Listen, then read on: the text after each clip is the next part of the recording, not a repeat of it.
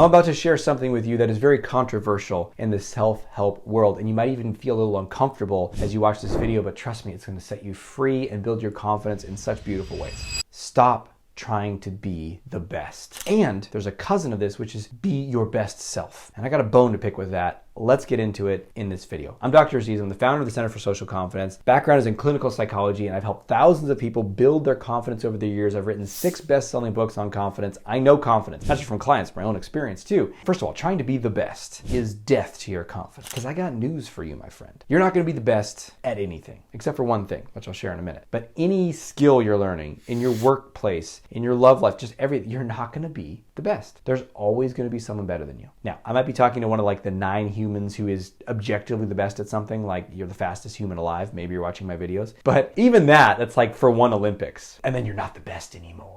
And what a fall from grace, right? For the rest of us schlubs, you're not going to be the fastest. You're not going to be the smartest. You're not going to be the richest. You're not going to get the most laid. You're not going to get the best house. You're not going to have the best fitness. You're not going to be the best at anything. You're probably not even going to be like extraordinary at anything. No offense. I'm not, right? Because there's just so many humans on the planet. Now, and needing to be the best is the biggest drain on confidence because and it's usually subconscious. People aren't walking around saying, if I'm not the best, then I'm going to have low confidence. No, but you just feel it. And you see someone who's good at something or better than you at something. You just deflate. You're underground and you are finding creatures underground. I guess you're an exterminator in Dig Dug. This is some Dig Dug lore. And you dig down and you find the creature and you harpoon it and then you pump air into it until it explodes. It's a very inefficient and brutal form of extermination. And then you do that enough, you go to the next level. Anyway, if you are inflating a little creature to kill it in this old Atari game and you stop halfway through because maybe one of their like cousins is coming to attack you and you have to run away, then instead of it popping, the creature goes and goes back to normal size and then starts attacking you again. So that's what will happen to your confidence if you want to be the best. Someone's going to be leaner, someone's going to be smarter, someone's going to be prettier, someone's going to do a better talk than you, someone's going to get more accolades at work than you, someone's going to get more recognition, someone's going to get more done, they're going to be more productive, they're going to have a better business, a bigger business, they're going to advance further, they're going to publish more papers, they're going to get accepted things are going to come easier to them, they're going to be better than you. And you're going to see that like everywhere, not just once in your life, but probably like almost daily. Someone's better than you at something. And it's extremely depressing if every time you confront that stimulus, oh, they're better than me at that, there's an internal sense of,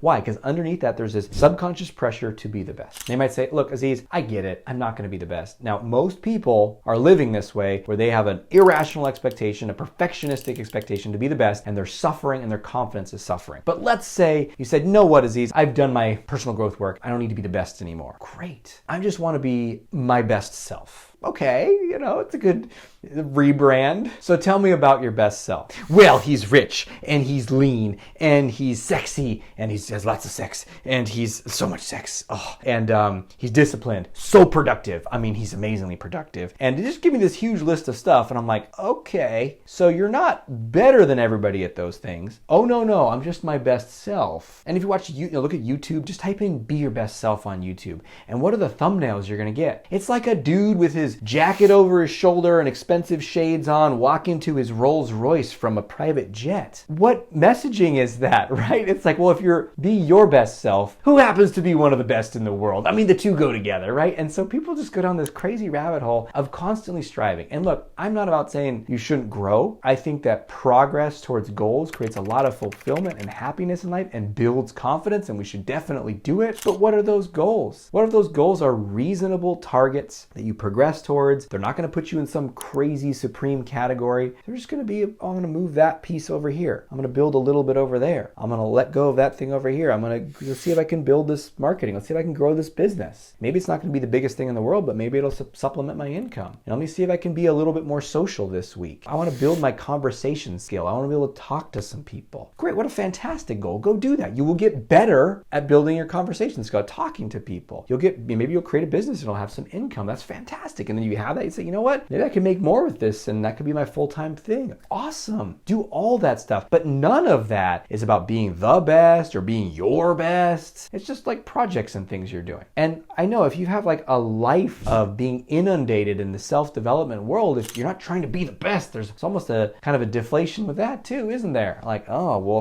then isn't it kind of just all for nothing? No. And in fact, that feeling is showing you that you've hooked some sense of happiness to a future you that's the best. And that's just going to be perpetual disappointment now and when you eventually realize that you're never going to get to the best of anything. So instead, you could let that all go right now. Just take a full breath in. What a relief to not have to be the best. Can you just feel that sense of freedom and relief to not have to be the best, not have to be better than a lot of people at something? You know, one of my mentors, David Burns, who wrote a lot of great books about cognitive behavioral therapy, had a chapter in one of his most famous books called Feeling Good that was teaching cognitive therapy for depression. And one of the chapters was called Dare to be Average. And I remember I read that chapter when I was in my 20s and I was like, yeah, I feel a little bit of relief as I read this. Yeah, that all sounds good, but I'm not gonna do that. That's for losers. And 20 years later, I'm 42, and it's kind of like, oh, average at most things, everything in life. And that's great. It's so great. What a relief. So I hope that you can feel this and that transmits to you. And put down in the comments below, what are you average at? What are you just okay at? But maybe you can enjoy it and really relish it along the way. Because I think ultimately that's what life is about, right? Is connection, love, and true presence and relishing what we got, not becoming the best. But maybe you disagree. Share down below in the comments. Let's create an active discussion about this. And until we speak again, you have the courage to be who you are and to know on a deep level that you're not the best and you're awesome.